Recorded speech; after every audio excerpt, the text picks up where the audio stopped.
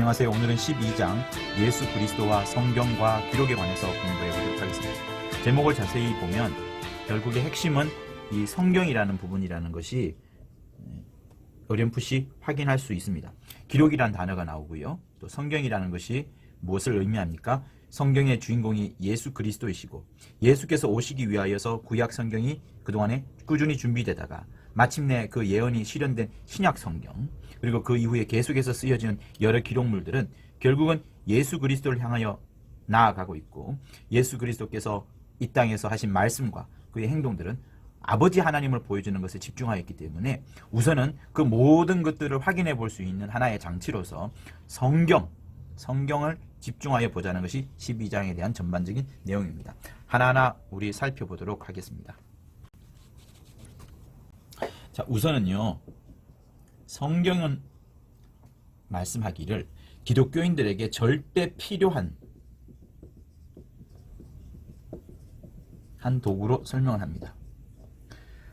사실 기독교보다 더 체계 종교, 경전의 종교인 곳은 없다고 봐도 무방합니다.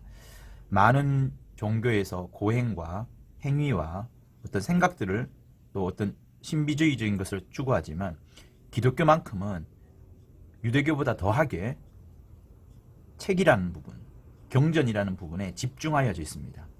특히 그 경전을 하나님의 말씀으로 여기면서, 성경을 하나님의 말씀으로 여기면서 늘 하나님의 말씀에 집중하고 그 말씀을 반복하여 듣고, 또 주의 종들을 통하여서 매주일마다 하나님의 말씀을 듣는 것을 예배의 주요한 장치로 삼고 있습니다. 그만큼 하나님의 말씀을 담고 있는 이 성경이 아주 중요하다는 것을 기독교인들의 신앙생활에서 절대 필요한 도구라고 설명을 하고 있습니다. 자, 그러면 이 성경에 대해서 좀 더 볼 건데, 왜 그런가 하면요, 이 성경에서 무엇을 찾느냐 그러면 우선은 하나님을 찾습니다. 그리고 믿은 자들이 하나님을 다른 사람들에게 보여줄 때에도 역시 이 성경을 통하여서 보여줍니다. 그러므로 이 성경은 무엇이 되냐면 우리 믿는 자의 믿음의 확실한 증거가 되는 것이 이 성경인 거예요. 성경을 믿고서 행하고 따랐더니 성경에 나오는 약속대로 이루어지는 증거가 되는 것을 성경을 통해서 또한 확인할 수 있기 때문에 그렇습니다. 그래서 이런 것들을 신학적인 용어로 무엇이라면 고등증거라고 말을 해요. 그래서 우리에게 있어서 가장 확실한 고등증거는 성경이다. 성경보다 더 뛰어난 증거가 과연 없다고 봐도 무방하겠지요. 그런데 이런 성경과 또 고등증거와 가장 배치되는, 반대되는 부분들이 무엇인가 하면 자기 열심, 자기 감정, 자기 신념, 이런 것들입니다. 열심을 내긴 내어요. 그러나 종교적으로 또 어떤 감정에 푹 빠여가지고 막 기도에 몰입을 합니다. 그러나 사실 하나님은 없고 오직 자기 감정 속으로 들어가거나 자기 열심 속으로 들어가나 또 자기가 어떤 특정한 생각을 갖고 있어요. 그 생각 속에 깊이 몰입하여서 막 심취되어 있지만, 흠뻑 빠져들어가 있지만 사실상은 그 빠져들어가 있는 그 자체에만 집중되어 있지 정작 하나님과 관련된 것은 없는 경우가 많기 때문에 그 많은 부분들을 점검할 수 있는 중요한 장치로 이 성경이 있는 겁니다. 다시 말하면 성경은 오직 우리 각각의 자기를 말하지 않고 우리 각각의 자기의 열심, 감정, 신념을 말하지 않고 오직 성경은 하나님에 대해서만 말씀하기 때문에 내가 심취하여 있고 빠져들어가 있고 몰입하여 있지만 그것이 하나님이 아닌 나라면은 그것은 기독교가 아닌 것이고요. 오히려 그것은 신비주의인 겁니다. 미신인 거예요. 다시 말하면 또 다른 우상에 불과합니다. 열심을 내고 있지만 자기 열심에 따른 우상, 자기 감정에 따른 우상, 자기 신념에 따른 우상이지 하나님은 아닌 거예요. 그래서 예수 믿는 사람들이 성경을 초월하는 어떤 큰 열심, 성경을 초월하는 자기 감정의 몰입, 성경을 초월하는 자기의 생각과 철학, 신념들은 매우 위험한 것입니다. 열심을 내긴 하지만 그 열심은 사실은 우상을 향한 것이고 하나님을 향한 것이 아니기 때문에 이 성경이란 도구, 장치는 매우 중요한 겁니다. 항상 가까이 하면서 하나님의 말씀이 그러한가 하면서 상고해 보여야 되는 것이 성경을 가까이 하는 신앙 생활인 겁니다. 자, 그러면서 이 성경을 그러면 어떻게 해야 되느냐? 성경은 결코 해석하는 것이 아닙니다. 모르면 모를수록 오히려 믿고 순종하는 것이 더 빠르고 더 정확합니다.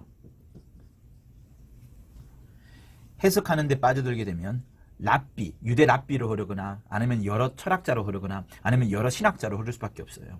그들은 믿음을 갖고 있는 것 같지만 믿음에 대하여서 말은 하고 있지만 실상은 하나님을 믿지 않습니다. 자기 이론과 자기 철학을 믿고 자기 해석을 믿을 뿐이죠. 그런 곳에서는 뭐가 없어요?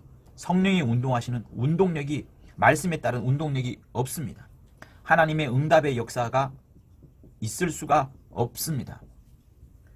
그러나 우리는 무엇을 해야 돼요? 예수 믿는 사람은 나이가 많든 적든 지혜가 있든 없든지 간에 해석하는 데 몰입하는 것이 아니라 하나님이 하신 말씀이니 믿고 순종하는 그것만으로 충분한 겁니다. 그래서 믿는 자의 의무라는 것은 이것이 아니고 믿고 순종하는 것이 믿는 자의 의무인 겁니다.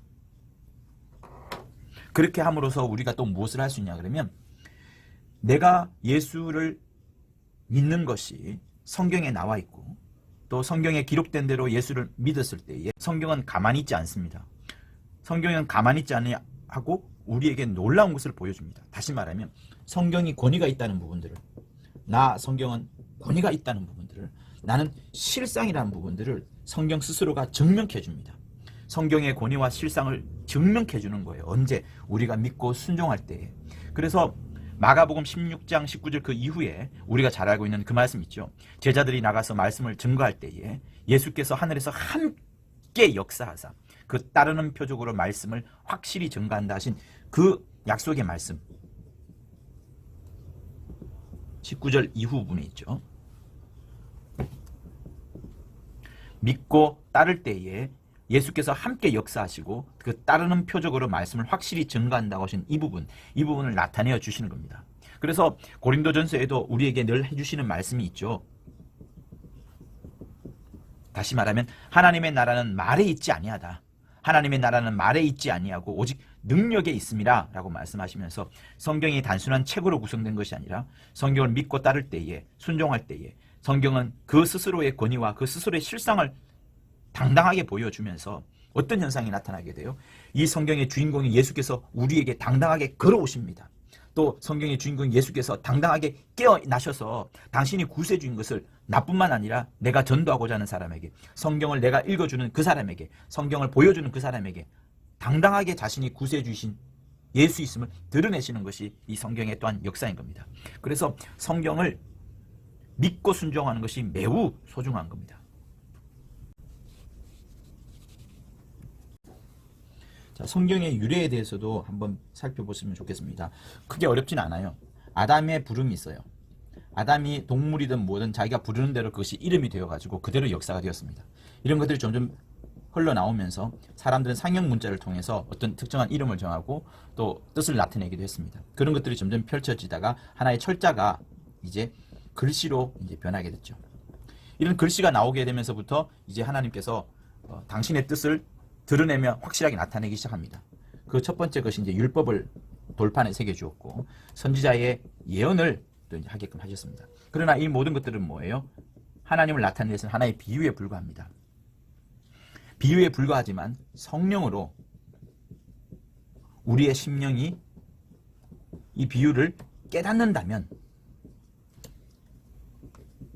이것은 이제 영감이라고요. 진리에 가까이 갈 수는 있어요. 그렇지만 아직 친히 예수께서 오시기 전까지는, 어느 누구도 진리에 이르를 수가 없는 겁니다. 예수께서 오셔야만 진리에 이르게 되고, 예수께서 오시고 가신 다음에 하늘에서 진리의 성령이 오시면 완벽하게 풍성한 영감으로 하나님의 뜻을 알게 되고 깨닫게 되어가는 겁니다. 여기서 시므온은 뭐라고 말해요? 아버지의 변치 않는 확고부동한 아버지의 의를 아들은 자기의 뜻으로 삼아가지고 이제 우리에게 알려주는 그것이 진리라, 이렇게 우리는 배웠습니다. 이것을 알려줄 때에 우리가 깨닫게 되는 부분, 그때 순간은 언젠가면 바로 성령이 오셨을 때에 이 아버지의 의와 아들의 의, 그것이 참 진리라는 것을 우리는 깨닫게 되어지는 겁니다. 그래서 이 사이에서 왕래하는 것이 성령이라는 것을 우리는 계속해서 공부하고 있죠. 그런데 아들 예수께서도 이 사실을 잘 알고 있기 때문에 이 성경을 매우 중시합니다. 그래서 기록된 말씀을 항상 기억하려고 하셨고요. 그 기록된 말씀으로 본인 스스로를 무장하셨던 분이 아들 예수신 거예요. 그럼 우리는 어떻게 해야 되겠어요? 우리 역시도 기록된 말씀을 기억하고 무장하는 것이 매우 중요합니다. 그래야지 아버지의 의와 아들의 의를 알게 되는 것이고 이 사이에서 성령이 마음껏 역사하심으로 우리가 하나님의 감동을 풍성히 받을 수 있기 때문에 그러한 것입니다. 자, 결국 성경에는 하나님의 말씀이 담겨져 있습니다. 하나님의 말씀 이외에도 마귀의 속삭임, 사람들의 유혹, 여러 욕심도 기록되어 있지만 성경은 가장 핵심으로 삼는 것이 하나님의 말씀입니다. 자, 이 말씀이 모세에게 임했어요. 모세에게 말씀이 임하니까 그를 이스라엘의 신이라까지 칭하게 되었습니다. 하나님의 영감이 모세의 인격에까지 들어가서 그를 이스라엘의 신이 되게끔 한 거예요. 그만큼 말씀은 큰 능력이 있습니다. 자, 이후에 모세를 통하여서 돌비에 하나님의 음성이 새겨지죠. 그리고 이 새겨진 것이 이제 증거궤로서 들어가게 됩니다. 그러면서 계속 이스라엘과 함께하는 거예요. 그렇지만 이것은 하나의 비유이고 참 실상이 아니라 그림자에 불과하기 때문에 마침내 이것은 폐하여집니다. 하나님께서 폐하시고요. 그리고 나자렛 예수에게 이제 임합니다. 나자렛 예수에게 하나님의 말씀이 임하시고 이것이 이제 곧 하나님이시라라고 요한복음 1장 1절에서 3절까지 말씀을 하죠. 그리고 예수께서 하늘로 가시고 이제 진리의 성령이 우리 안에 나타나는 겁니다. 말씀이 우리 안에 나타나는 것을 말씀하는 거예요. 그래서 성도 여러분, 우리가 하나님의 말씀을 깨닫게 되는 거, 우리가 하나님의 말씀을 알아가게 되는 것은 내 노력이나 내 수고가 아니라, 나의 지혜가 아니라, 나의 명철함이 아니라 성령이 우리 안에서 가르쳐 주심으로 인하여서 서서히 성령이 가르쳐 주심으로 인하여서 우리가 깨닫게 된 것을 말하는 겁니다. 어떤 사람은 깊이 깨닫고 어떤 사람은 여전히 깨닫지 못한 사람들이 있는 것은 성령이 얼만큼 역사했느냐 하는 그 차원인 거예요. 그래서 말씀과 함께 역사하시는 성령을 늘 의지하고 성령의 감동함을 받는 기도를 우리는 쉬지 말아야 됩니다. 그렇기 때문에 우리는 어떤 결정을 내릴 수가 있어요. 아, 하나님의 말씀은 하나님의 음성이구나. 그리고 이 하나님의 음성이 하나님의 의의가 되는구나. 이것이 또 요한복음으로 의하자면 이것이 곧 하나님이시라 것이고, 이것이 기록된 게 뭐예요? 바로 성경이, 이 내용들이 기록되어진 것이 바로 성경인 겁니다. 자, 그런데 우리에게 요구하는 것이 있어요. 우리에게 요구하는 이 부분이 중요한데요. 이렇게 성경은 구약 때부터 쭉쭉쭉 이렇게 왔지만 진리의 성령이 우리 안에 오는 것까지 했습니다. 그러나 여기서 끝나지 않아요. 예수께서 이 땅을 떠나시면서 우리에게 간절히 부탁한 바가 있는데, 우리 모두에게 예수의 증인이 되라라고 사도행전 1장 8절에서 말씀하셨습니다. 이 말씀이 여기서 끝나지 아니하고 우리 안에서 여기서도 끝나지 않습니다. 우리 안에서 성령은 계속해서 역사를 하시는 거예요. 예수께서 계시지 않지만 성령을 우리 안에 보내어 주심으로 우리 모두가 다 예수의 참 증인이 되기를 원하시는 겁니다. 그러면서 하나님께서 우리에게 부탁하시는 독특한 용어가 있어요. 그것이 뭔가 하면 그리스도의 편지니, 또 그리스도의 향기니, 이런 용어를 쓰셨습니다. 모두 다 고린도 후서에 있어요. 그리스도의 편지는 고린도 후서 3장 3절에 있고요. 그리스도의 향기는 고린도 후서 2장 15절에 있어요.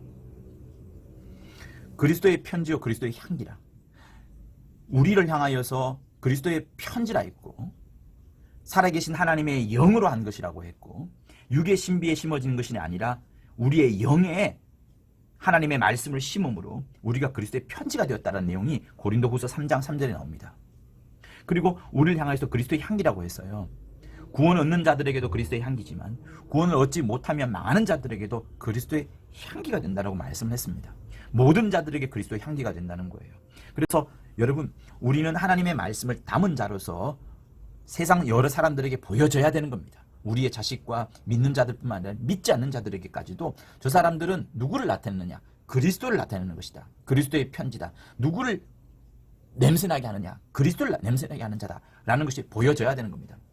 우리가 신앙생활이 하나의 단순한 종교생활이요, 또 엄격한 고행의 생활을 하는 것이 아니라 말씀이 흘러가도록, 그래서 세상 사람들이 말씀을 보고 말씀의 주인공인 예수를 의지하고 말씀 속에 있는 그 하나님의 위대한 뜻들을 발견할 수 있도록 우리는 그리스도의 편지와 향기가 되어달라는 것이 이 12장에 나오는 어떻게 보면 가장 중요한 내용이 아닌가라고 생각을 저는 하고 있습니다. 자, 책에 나오는 비유에 대해서 잠시 설명을 하겠습니다. 이 세상에 있는 모든 천지 만물들은 모두가 다 우리가 아직 가보지 않았지만 하나님의 본체인 하늘에 있는 것들을 비유합니다. 그리고 이 하늘에 대한 비유가 천지 만물 곳곳에 스며들어 있어요. 그래서 이것을 자연계시라고 하고 천지 만물을 통해서 하나님을 확실하게는 아니지만 어렴풋이라도 알 수 있게 되는 그것을 말씀을 합니다. 그런데 여러분, 우리가 살아다 보면은 우리의 육체를 또 보죠. 육체를 보는데 육체 속에서 우리는 죽음을 맞이하게 됩니다. 죽음을 맞이하면서 무서움을 느끼게 돼요. 근데 이 육체의 죽음에 대해서 무서움을 느끼면서 우리는 이 육체가 영혼의 비유를 또한 가져다 준다는 것을 시몬은 설명을 합니다. 육체의 죽음에서 영혼의 비유까지 흘러간다는 것은 무엇인가 하면 우리가 죽음을 바라보면서 무서움과 두려움을 느끼기 때문에 그런 거예요. 육체가 죽는데도 이렇게 두려운데 우리의 전도할 때에 영혼이 죽는다는 것을, 영혼의 죽음을 전도한다면 얼마나 그들이 무서워할 것이고, 더 나아가서 결국에는 실상인 영적인 것에 대하여서, 실상인 하나님에 대해서 그들이 좀 더 다가오지 않을 수가 없게 됩니다. 이렇게 모든 만물들이 다 비유가 되어서 하늘을 소개하잖아요. 모든 만물들이 비유가 돼서 하늘을 소개하는 이 자연계시는 결국에는 무엇을 위한 거냐면 예수, 여자의 후손인 창세기 3장 15절에 있는 여자의 후손이 오기까지 모든 만반의 준비를 이 천지 만물들이 하는 거예요. 그래서 시몬이 책에서 이렇게 이야기하는 부분들이 있잖아요. 253쪽에 보면은 타국으로 여행을 하게 되는 어떤 하나님의 메신저가 비행기를 타고 가는데 탑승객들이 많습니다. 그 탑승객들이 없다면은 자기 혼자 그 메신저가 비용을 부담해야 되겠지만 탑승객들은 탑승객대로 각자의 목적을 향해 가요. 그러나 그 비행기 전체 비용값은 모두가 다 함께 n분의 1로 내는 겁니다. 목적지는 다 다르지만, 하신 일들은 다 다르지만 하나님께서는 결국 그 메신저, 하나님의 메신저를 특정한 지역에 보내어서 말씀을 전달하기 위하여서 그 탑승객들을 함께 사용하는 거죠. 그러니까 이 위대하신 하나님께서는 다 필요한 가치들인 겁니다. 그리고 비행기가 뜨기 위하여서 기름도 필요하고 여러 과학적인 문명들과 또 기계 부품들이 필요한 것들이에요. 그건 역시도 뭡니까? 하나님의 메신저가 그곳까지 가서 하나님의 말씀을 전하기 위한 그것인 것처럼 여자의 후손이 이 땅에 와서 당신의 뜻을 이루기 위하여서 주변에 있는 모든 환경들이 만반의 준비를 갖추는 그것이 무엇이냐? 천지 만물이라는 거예요. 그래서 여러분, 여호와 하나님이 하신 일과 또 여호와 하나님을 초월하여서 아바 아버지 하신 그 모든 일들은 각 땅마다 다 가치가 있는 일들이고 다 소중한 일들입니다. 우리는 잘 모르지만 하나님 아버지의, 아바 아버지의 그 경륜, 그것에 대해서 전폭적으로 의지하는 것들이, 전폭적으로 믿는 것들이 정말로 참 신앙생활 아닌가라는 것을 다시 한번 확인할 수 있습니다. 자연계시를 통하여서도 일할진데 정말 예수를 통한 특별계시는 얼마나 위대하고 대단하겠습니까? 자, 그리고 이 책에는 계시라는 용어가 나오진 않았지만 하나님을 드러냄, 이것은 오직 성경을 통해서만 하나님을 드러내시는 거예요. 그리고 성경의 진짜 주인공인 예수를 통해서만 드러내시는 겁니다. 예수께서 드러내지 않으셨다면 온전한 하나님을 우리는 어느 누구도 알 수가 없을 겁니다. 구약의 여호와의 하나님은 이스라엘에게 국한된, 그 중동 땅에 국한된 하나님으로, 만물의 하나님으로만 드러내시는 것이지, 이 천지 만물 전체를 주관하고 만유의 모든 것들을 주관하시는 그 아바 아버지의 역사는 예수께서만이 모든 것들을 드러내어 주심으로 우리가 알게 되는 겁니다. 그래서 이번 주에 우리가 설교를 들었다시피 하나님의 계시와 사람의 들을 귀, 이것이 있어야만이 하나님의 나라를 정말로 소유할 수 있게 된다. 근데 이 하나님의 나라는 어떤 수고와 노력이 필요한 것이 아니라 하나님께서 씨 뿌리는 자가 우리의 좋은 밭에 씨를 뿌려주심으로, 물론 이때 사단이 오기도 하고요, 새들이 와서 쪼아먹는다 하기도 하고요, 또 돌짝밭에 떨어져서 기도 하고 또 가시덤불에 떨어지기도 하는 이런 여러 방해거리가 있긴 하지만 결국에는 하나님의 나라를 이루어가게 된다는 그것을 우리는 이번 주 메시지로 들었습니다. 그러니까 하나님이 계시해 주어야 되고 우리는 그 하나님이 계시해 준 말을 들을 귀로서 좋은 땅으로서 반드시 기경에 놓지 않으면 하나님의 나라가 우리 심령 속에 새겨질 수 없는 거예요. 그렇다면 여러분 한번 생각해 보세요. 우리는 지금 하나님의 나라가 여러분들의 심령 속에 각각 다 펼쳐져 있습니다. 이런 놀라운 일들이에요. 사람들이 보고자 해도 보지 못하였고 듣고자 해도 듣지 못하였고 깨닫고자 해도 깨닫지 못하였다라고 말하지 않습니까? 보기는 보아도 알지 못하고 듣기는 들어도 깨닫지 못하는 것이 이거였어요. 원수는 계속해서 공격하고 우리 안에는 재리의 유혹과 여러 탐심과 유혹들도 이 나라를 들어가지 못하도록 계속 방해합니다. 그러나 지금 이 강의를 듣는 우리 모두는 이 하나님의 나라가 펼쳐져 있어요. 얼마나 감사하고 얼마나 위대한 겁니까? 얼마나 대단한 겁니까? 하나님이 하시는 거예요. 하나님이 계시해 주셨고 우리는 그저 듣기만 했던 그것으로 인하여서 하나님의 나라가 우리에게 펼쳐져 있는 겁니다. 하나님을 드러내시는 것은 오직 성경, 그리고 성경의 주인공이 예수밖에 없는 거예요. 그래서 시몬이 이런 이야기를 하죠. 우주는 성경 전서에 들어와 있고 성경 전서는 우주의 형상이다. 우주는 성경 전서에 들어와 있고 성경 전서는 우주의 형상이다. 이렇게 말씀을 합니다. 그러므로 우리는 어떻게 해야 돼요? 이 성경을 철저히 믿고 성경에 기록된 말씀을 또한 믿고 그리고 성령으로 역사를 해야 하는 겁니다. 성령으로 어떤 역사를 해야 되나요? 이것이 이제 중요한 거예요. 자, 하나님은 우리에게 당신을 드러내셨습니다. 성령으로 우리가 감동받게끔 해가지고 하나님의 나라가 펼쳐졌고 하나님을 알게 되었어요. 그러나 여기서 끝나면 되지 않는 겁니다. 성령으로 역사해야 된다는 것은 우리로 하여금 편지, 아까 말한 고린도 후서 3장 3절에 그리스도의 편지가 되도록 하시는 거예요. 그리스도의 향기가 되어야 됩니다. 우리로 하여금 성령으로 이제는 예수를 드러내고 하나님을 드러낼 수 있어야 되는 겁니다.